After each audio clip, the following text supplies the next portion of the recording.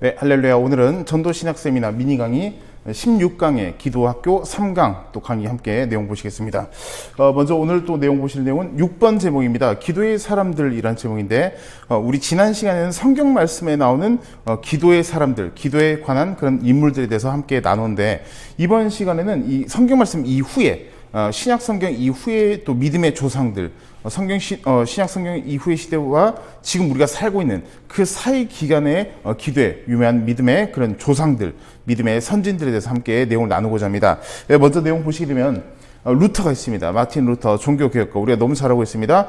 여러 또 귀한 말씀을 많이 해주셨지만 핵심적인 또 몇 문장만 한번 나눠보겠습니다. 첫 번째 특히 보게 될 때 이 잘 기도한 자는 잘 배운 자요, 많이 기도한 자는 많이 운 자이다, 이렇게 이야기한 적이 있습니다. 그래서 우리가 기도를 많이 했다는 것은 많이 울었다는 뜻이다라는 것입니다. 기도하는 것뿐만 아니라 우리 신앙생활 때 눈물이 나지 않은 사람들이 종종 있습니다. 신앙생활도 찬송을 불러도 그냥 똑같고, 설교 말씀 들어도 그렇고, 기도할 때도 그렇고, 우리가 눈물이 마음이 약해서 나는 것이 아니라 주님과의 관계 거리가 가까워질수록 눈물이 날 수밖에 없습니다. 굉장히 강인한 사람이라 할지라도 그런 육신적으로 아주 그냥 되게 덩치도 크고 뭐 체격도 있고 하더라도 그런 것과 상관없이 영적으로 주님 앞에 다가갈 때는 우리가 정말 주님께 은혜 받고 눈물을 많이 흘릴 수밖에 없다. 루터도 마찬가지였다는 것입니다. 그런 루터의 말처럼 우리도 기도할 때 뿐만 아니라 또 신앙생활 할 때도 눈물이 나는 것은 마땅한 것이다 라는 걸 생각해 봐야 되겠습니다. 특히 오늘은 이제 기도 주제로 강의 내용을 말씀드린 것이기 때문에 이 기도에 대해서 우리가 많이 운 사람은 결국 기도를 잘한 사람이다라는 내용으로 이어서 이해할 수 있겠습니다.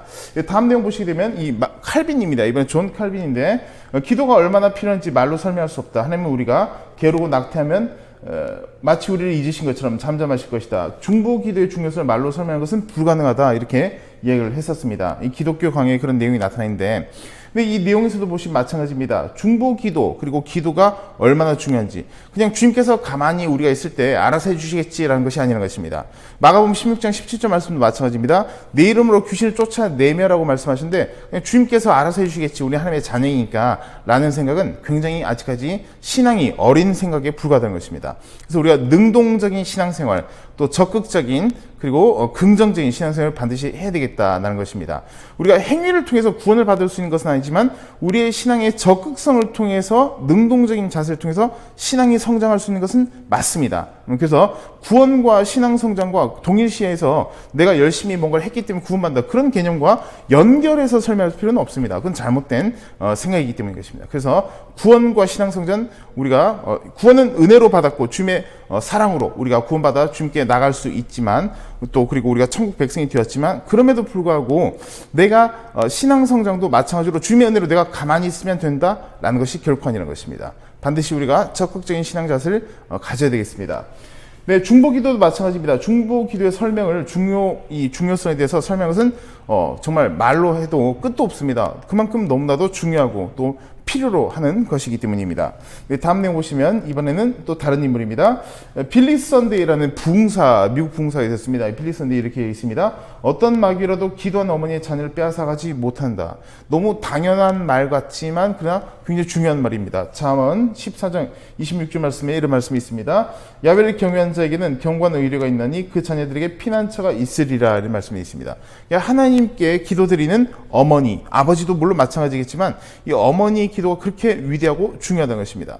그래서 특히 이 영상을 보신 분들 중에 만약에 모태 신앙으로서 신앙생활 하신 분이 있다면 주변 분들에게서 중보기도를 많이 드려야 됩니다. 그 이유는 무엇이면 태어날 때부터 어머니의 중보기도를 통해서 어머니 기도를 많이 받고 자랐는데 예수님을 믿지 않은 그런 집안에서 태어난 사람들은 어머니의 중보기도를 받지 못하고 태어났다는 것입니다. 그래서 우리 먼저 믿은 사람들 혹은 모태신앙으로 태어난 분들은 특히나 그런 중보기도에 대한 사명을 가지고 있어야 됩니다. 왜? 우리는 값없이 받았기 때문에.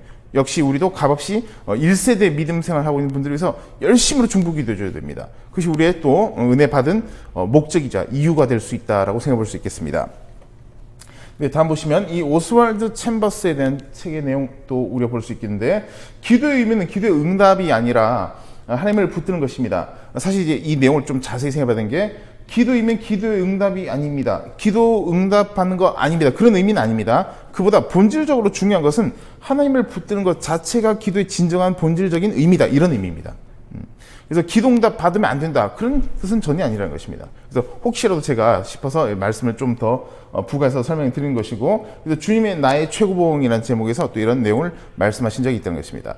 그래서 우리가 주님과의 관계가 이어진 것, 주님의 손을 붙드는 것이 뭐냐? 기도라는 것입니다. 그럼 역으로 또 이야기해서 주님의 손을 붙들지 않는 것은 기도하지 않는 삶이다. 기도하지 않는 신앙생활이다라는 것입니다. 한편으로 보면 기도하지 않는 신앙생활의 말인 것은 뭐냐면, 기도하자면 신앙생활이라는 말도 할 수가 없다는 것입니다. 왜? 기도가 신앙생활이기 때문인 것입니다. 그래서 우리가 신앙생활을 잘 감당해야 되겠다라는 것이며, 근데 이엔 바운즈도 역시 기도에 대해서 우리가 잘 알려진 그런 인물로서 알고 있습니다. 그가 이렇게 이야기했습니다. 기도의 실패자는 생활의 실패자이다. 왜 생활에 자꾸 실패하냐? 기도에 이미 실패했기 때문에. 바빠서 기도 못하고 뭐 다른 일 때문에 기도 못하고 결국 실패한 것입니다. 그러니까 다른 삶에서도 실패할 수밖에 없다. 일상생활에서도 실패할 수밖에 없다. 역으로 기도에 우리가 뭐 성공이라는 게 세상 성공 아닌 것이니까 기도를 우리가 잘 감당해내게 될 때, 기도하게 될 때 생활에서 우리가 모든 어려움과 문제를 극복할 수가 있다. 이렇게 드린다는 것입니다. 이 생활인 것도 여러 종류의 생활이 있습니다. 일상생활도 있고 뭐 직장생활도 있고 학교생활, 신앙생활 여러 생활인데 어떤 종류의 생활이든지 간에 기도를 통해서 우리가 이겨나가고 승리할 수 있겠다는 것을 이해해야 되겠습니다. 다음에는 이제 우리 한국 목회자분들 또 위대하신 그런 한국 목회자분들에 대해서 또 함께 보시겠는데, 특히 최자실 목사님에 대해서 여러분 또 잘 아실 것입니다. 최자실 목사님은 복음전도뿐만 아니라 기도, 금식 기도에 대해서 귀한 말씀을 많이 하시고 또 실제적으로 실천적으로도 많이 사역을 하셨던 목사님이신데, 첫 번째 내용 보시면 이렇게 되어 있습니다. 기도응답이 더딘 것은 주님께서 그만한 연단을 자녀가 감당할 것을 믿고 주님 앞에 더욱 가까이 나와 믿음을 보이길 원하시는 것입니다. 왜 기도응답이 느리냐? 너무 힘들다, 괴롭다. 그러나 믿음을 가지고 더 주님께 나가기 위해. 믿음이 없으면 기도 한두 번 하다가 포기할 수도 있고 이제 안 되나 보다 이렇게 쉽게 낙심할 수가 있습니다. 그러나 믿음의 기도는 꾸준하고 끝까지 가게 돼 있다라는 것입니다. 그래서 최신 목사님 말씀대로 우리가 그만한 믿음을 이미 가지고 있기 때문에 그 믿음을 가지고 주님께 나가서 우리 믿음을 보이길 원하신다, 보기를 원하신다라는 것입니다. 두 번째 내용은 이 금식 기도에 대한 내용입니다. 내 자신이 죽어지는 금식 기도해야 합니다. 나의 욕심, 교만, 불순종이 금식 기도를 통해서 죽어져야 합니다. 금식 기도는 식사만 하지 않는 것이 금식 기도가 아니라 결국에 내 자존심, 내 교만, 내 그런 어떤 선입견, 편견 이런 것들이 금식 기도를 통해서 죽어져야 된다. 그게 죽어져야 성령께서 역사하시고 성령께서 임하신다는 것입니다.